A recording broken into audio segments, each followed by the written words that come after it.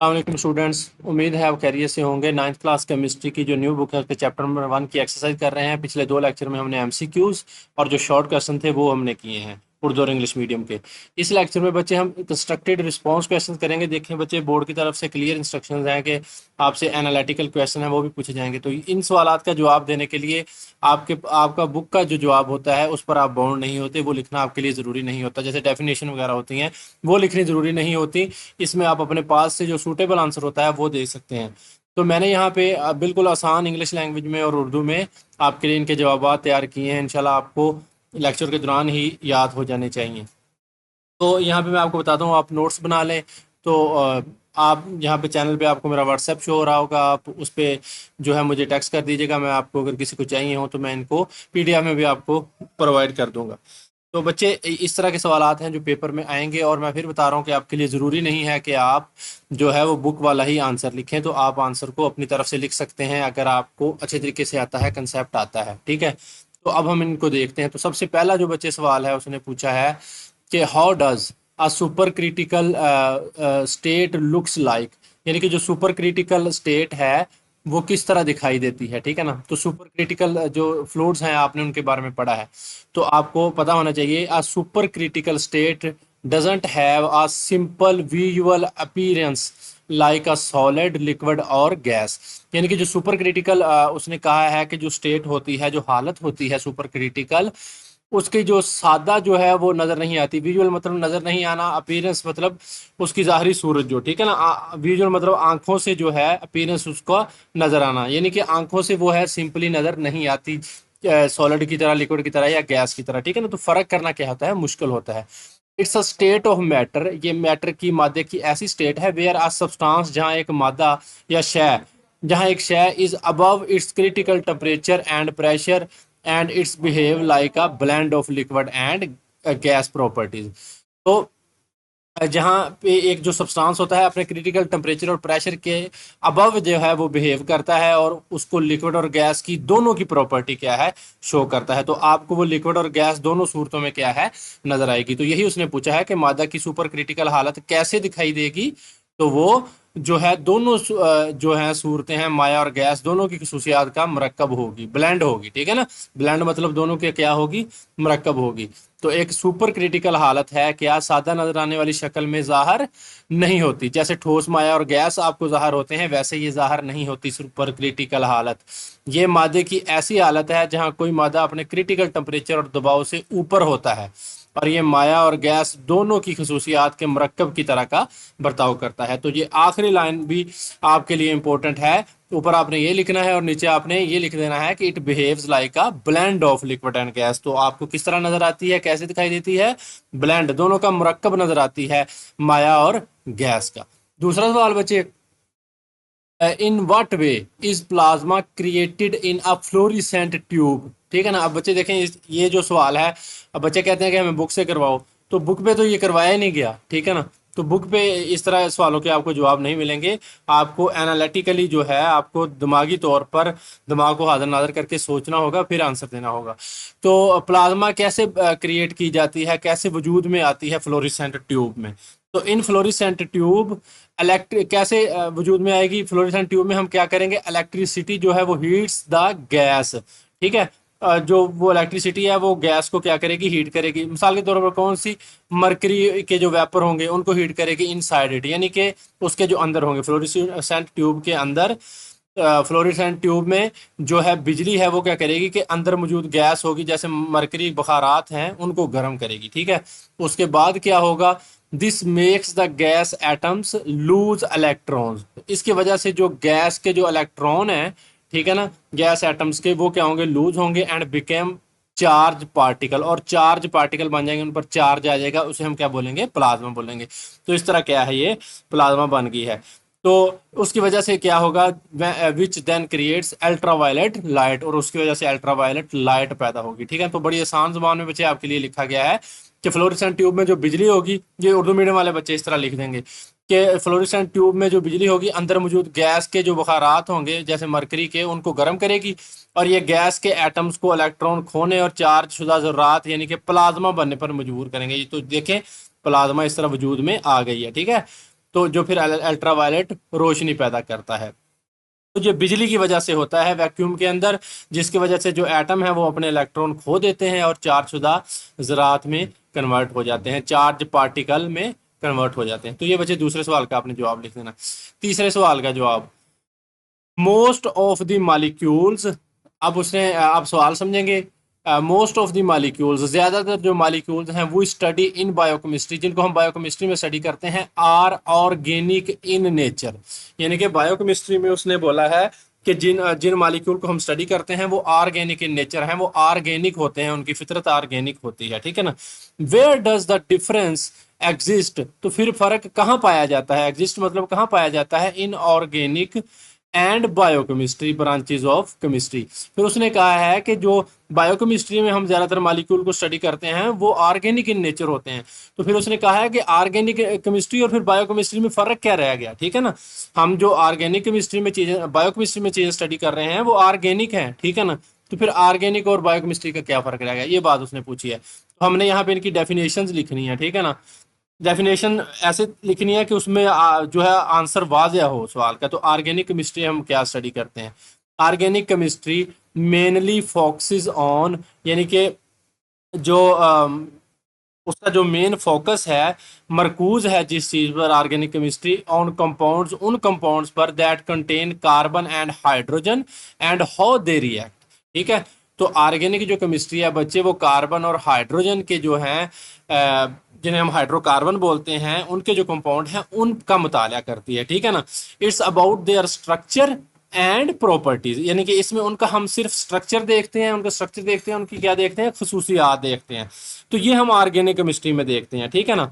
तो बायोकेमिस्ट्री में फिर हम क्या देखते हैं, स्पेसिफिकली, यानी कि खास तौर पर जो है वो किस चीज़ को स्टडी करती है, बायोकेमिस्ट्री स्टडीज दीज ऑर्गेनिक, यानी कि इन ऑर्गेनिक कंपाउंड को स्टडी करती है, लाइक प्रोटीन, फैट्स, डीएनए, इसमें कार्बोहाइड्रेट्स भी आ जाएंगे बच्चे, डीएनए, आरएनए और फैट्स, प्रोटीन, सारी चीज़ें आ जाएंगी, इनसाइड लिविंग ऑर्गेनिजम्स, ठीक है ना। अगर बच्चे आप बायोकेमिस्ट्री का लफ्ज देखें ना, तो बायो का मतलब है लाइफ, केमिस्ट्री का मतलब है केमिकल रिएक्शंस, ठीक है ना। तो जो लाइफ में, जिंदा जानदारों में, चाहे वो पौधे हैं, ठीक है ना, चाहे वो जानवर हैं, उनमें जो रिएक्शन हो रहे हैं ना, इन्हीं कंपाउंड को, इन्हीं ऑर्गेनिक कंपाउंड को अगर हम जिंदा जानदारों में पढ़ेंगे तो बच्चे वो बायोकेमिस्ट्री है, ठीक है ना। It's looks at the chemical processes that happen, यानी कि इट्स लुक्स, ये देखती है केमिकल प्रोसेस, उन केमिकल प्रोसेस को, दैट हैपन, जो कि होते हैं, लिविंग थिंग्स, इन जानदार चीज़ों में होते हैं। कौन कौन से प्रोसेस होते हैं जानदारों में, फोटोसिंथेसिस होती है बच्चे पौधों में, एंड सेलुलर रेस्पिरेशन होती है जानवरों में, ठीक है ना, जिसके हम सांस अंदर लेके जाते हैं, ऑक्सीजन लेकर जाते हैं, और कार्बन हाइड्रोजन के बॉन्ड टूटते हैं, हमें एनर्जी मिलती है, और कार्बन डाइऑक्साइड को हम क्या है, बाहर निकालते हैं। तो देखें बच्चे, उसने यही पूछा है यहाँ पे कि हम बायोकेमिस्ट्री में जो मालिक्यूल को स्टडी करते हैं वो ऑर्गेनिक मालिक्यूल्स हैं। लाइक देखें बच्चे, अब बायोकेमिस्ट्री में हम देखें प्रोटीन को, कार्बोहाइड्रेट्स को, फैट्स को, डीएनए को, तो ये मतलब कि ऑर्गेनिक हैं, ठीक है ना। तो इनको हम स्टडी करते हैं। तो फिर उसने कहा है कि इन दोनों ब्रांचों में फ़र्क क्या है। तो ऑर्गेनिक केमिस्ट्री क्या है बच्चे, इन ऑर्गेनिक कंपाउंड का मुताला है जो कार्बन और हाइड्रोजन पर मुश्तमिल होते हैं, और उनका जो स्ट्रक्चर है और प्रॉपर्टीज है वो हम स्टडी करते हैं। तो बायोकेमिस्ट्री क्या है कि बायो का मतलब है लाइफ, केमिस्ट्री का मतलब है केमिकल रिएक्शंस जो हो रहे हैं। तो जो जानदारों में केमिकल रिएक्शन हो रहे हैं उनका मुताला जो है, हम इन ऑर्गेनिक कंपाउंड का मुताला उन बायोकेमिस्ट्री में करते हैं, जैसे फोटोसिंथेसिस और सेलुलर रेस्पिरेशन। तो बायोकेमिस्ट्री में क्या है, सवाल क्या था, जेर मुताला ज़्यादातर ऑर्गेनिक कंपाउंड, ऑर्गेनिक कंपाउंड कहलाते हैं जेर मुताला ज़्यादातर कंपाउंड। तो फिर बायोकेमिस्ट्री और ऑर्गेनिक केमिस्ट्री की शाखों में क्या फ़र्क है, ये सवाल था। अच्छा, ऑर्गेनिक केमिस्ट्री बुनियादी तौर पर इन कंपाउंड के मुताले पर मरकूज है जिनमें कार्बन और हाइड्रोजन होते हैं, और वो कैसे तामल करते हैं हम ये देखते हैं, हाउ दे रिएक्ट, ठीक है ना। ये इनकी साख्त भी देखती है और खसूसियात के बारे में देखती है। लेकिन जो बायोकेमिस्ट्री है बच्चे, वो खास तौर पर स्पेसिफिकली जानदारों के अंदर इन ऑर्गेनिक कंपाउंड हैं जो, ठीक है, जैसे प्रोटीन है, फैट्स हैं, डीएनए वगैरह का मुताला करती है। ये जिंदा चीज़ों में होने वाले कीमियाई अमल को देखता है, जैसा कि फोटोसिंथेसिस और सेलुलर रेस्पिरेशन वगैरह, ठीक है। आगे बच्चे चौथा सवाल है, give the reason of brilliance, यानी कि वजह दें, गिव बताएं या दें वजह, गिव द रीजन वजह दें ऑफ ब्रिलियंस, यानी कि ये चमकदार, ब्रिलियंस चमक, चमक को बोलते हैं शोन बाय डायमंड, यानी कि जो हीरा है वो उसकी जो चमक है उसकी क्या वजह है। कैन यू इम्प्रूव इट, क्या आप इस चमक को इम्प्रूव कर सकते हैं, बढ़ा सकते हैं। तो ये है आपका सवाल, हीरे की चमक की क्या वजह है बच्चे, सवाल नंबर 4। और क्या आप इस चमक को बढ़ा सकते हैं। तो बच्चे ये किताब पे तो इस तरह का कोई सवाल नहीं है ना, तो हम इस चीज को यहाँ पे देखते हैं आसान जबान में। डायमंड्स स्पार्कल, यानी कि हीरा है जो चमकता है, due to how much light bends when it enters them. ठीक है, हीरा अपनी जो चमक है रोशनी के ज्यादा मुड़ने की वजह से, हाई रिफ्रैक्टिव इंडेक्स जिसे हम बोलते हैं, तो इस रोशनी के मुड़ने की वजह से। और दूसरी वजह क्या है हीरे की चमक की, एंड हाउ लाइट बाउंसेस, और लाइट किस तरह जो है बाउंस करती है, टकराती है around in side before coming out, और किस तरह बाउंस करती है अंदर उसके बाउंस करती है बाहर आने से पहले। तो इसको हम बोलते हैं टोटल इंटरनल रिफ्लेक्शन। ठीक है, तो इन दो खसूसियात की वजह से, एक बच्चे हीरा अपनी चमक रोशनी के ज्यादा मुड़ने की वजह से, जिसे हम हाई रिफ्रैक्टिव इंडेक्स बोलते हैं, एक वजह आपने ये लिखनी है। और दूसरी वजह क्या है, अंदरूनी इनअकास है, जिसको हम बोलते हैं टोटल इंटरनल रिफ्लेक्शन। इन चीजों की वजह से क्या है, हीरा अपनी चमक दिखाता है। और दूसरा जो पॉइंट है उसका, कैन यू इम्प्रूव इट, क्या आप इस चमक को बढ़ा सकते हैं। Yes, its sparkle can be improved by precise cutting and polishing. इसकी जो चमक है आप इसको, प्रीसाइज का मतलब होता है अच्छे तरीके से, दुरुस्त तरीके से, ठीक है ना, प्रीसाइज कटिंग करके और पॉलिश करके आप इसकी चमक को क्या है, इसकी चमक चमक को आप दुरुस्त कटिंग और पॉलिशिंग से बेहतर बना सकते हैं। तो ये था बच्चे चौथा सवाल के हीरे के जो चमकदार होने की जो वजह लिखें डायमंड के। तो एक है वजह हाई रिफ्रैक्टिव इंडेक्स, दूसरी वजह क्या है, टोटल इंटरनल रिफ्लेक्शन। उसके बाद बच्चे पांचवा, plain the dissolution of sodium chloride in water, यानी कि पानी में सोडियम क्लोराइड के जो हल होने की, डिसोल्यूशन का मतलब है कि जो हल होना, ठीक है ना। तो पानी में सोडियम क्लोराइड के हल होने के अमल की वजाहत लिखें। तो सोडियम पानी में किस तरह हल होता है, ठीक है ना। सोडियम क्लोराइड, देखिए बच्चे, सोडियम क्लोराइड टेबल साल्ट है जो आप नमक घर में यूज करते हैं, वही है। तो व्हेन सोडियम क्लोराइड, इसको हम साल्ट बोलते हैं, डिजोल्व इन वाटर, जब सोडियम क्लोराइड पानी में हल होता है, वाटर मालिक्यूल्स, पानी के molecules which have positive and negative ends, यानी कि पानी के वो मालिक्यूल जिनके पॉजिटिव और जाहिर बात है पानी के मालिक्यूल हैं तो उनके पॉजिटिव एंड्स भी होंगे और नेगेटिव एंड्स भी होंगे, ठीक है ना। मुस्बत और मनफी सिरे जो जिन्हें हम बोल सकते हैं। Pull apart the sodium and chloride ion, वो क्या करते हैं जब सोडियम क्लोराइड को आप पानी में हल करते हैं, तो जो पानी के पॉजिटिव और नेगेटिव एंड्स हैं वो क्या करते हैं, सोडियम क्लोराइड आयन को क्या कर देते हैं, पुल अपार्ट कर देते हैं, अलग अलग कर देते हैं, ठीक है। जिसकी वजह से these ions then spread out in the water, जिसकी वजह से ये पानी में क्या है, फैल जाते हैं, यानी कि हल हो जाते हैं। तो पानी में सोडियम क्लोराइड के हल होने की वजाहत क्या है कि जब सोडियम क्लोराइड नमक क्लोराइड पानी में हल होता है तो पानी के मालिक्यूल हैं जिनके मुस्बत और मुनफी सिरे होते हैं, सोडियम और क्लोराइड आयन को अलग कर देते हैं, ये आयन फिर पानी में फैल जाते हैं। आगे बच्चे है छठा सवाल, वाई डू डिफरेंट कंपाउंड्स, यानी कि क्यों मुख्तलिफ कंपाउंड्स जो हैं हैव डिफरेंट सॉलिबिलिटीज, उनकी जो हल पजीरियत है वो डिफरेंट है इन वाटर पानी में, एट पार्टिकुलर एक खास टेम्परेचर पर, यानी कि एक खास टेम्परेचर पर जो मुख्तलिफ बच्चे जो कंपाउंड होते हैं वो पानी में जो क्या है उनकी सॉलिबिलिटी है, हल होने की सलाहियत है, वो मुख्तलिफ है, क्यों है, ये उसने पूछा है। इसका आंसर आप लिखेंगे कि डिफरेंट कंपाउंड्स डिजोल्व डिफरेंटली, यानी कि जो मुख्तलिफ कंपाउंड हैं डिजोल्व हल होते हैं डिफरेंटली, मुख्तलिफ तौर पर, बिकॉज क्योंकि of how strongly their particle stick together, ठीक है। तो दो वजूहात हैं, एक तो ये है कि एक तो वजह ये है कि उनके जो कंपाउंड के पार्टिकल है ना वो आपस में स्टिक टूगेदर, स्टिक का मतलब होता है जुड़े होना, टूगेदर आपस में, यानी कि उनके जो पार्टिकल्स हैं आपस में कितनी मजबूती से जुड़े हैं, एक वजह ये है। और उसको कंपेयर करना है, उसका मुआवजा करना है to how strongly they attract water, और दूसरी वजह क्या है कि हाउ स्ट्रांगली, कि कितनी मजबूती से ये पानी को खींचते हैं, कितनी मजबूती से उनके पार्टिकल आपस में जुड़े हुए हैं और कितनी मजबूती से वो पानी के मालिक्यूल को अपनी तरफ खींचते हैं। तो इन दो वजूहात की वजह से क्या है कि जो सॉलिबिलिटी है वो क्या है बच्चे, डिफरेंट है। ठीक है ना, ये छोटा सा आंसर लिखना है आपने, एक वजह आपने बता देनी है, और कि like dissolves like is a की रूल, यानी कि एक की रूल क्या है कि एक जैसे में हल होते हैं। जो पानी जैसी खसूसियात रखते होंगे, ठीक है, वो पानी में क्या है बच्चे, हल हो जाएंगे, और जो पानी जैसी खसूसियात नहीं रखते होंगे वो पानी में हल नहीं होंगे।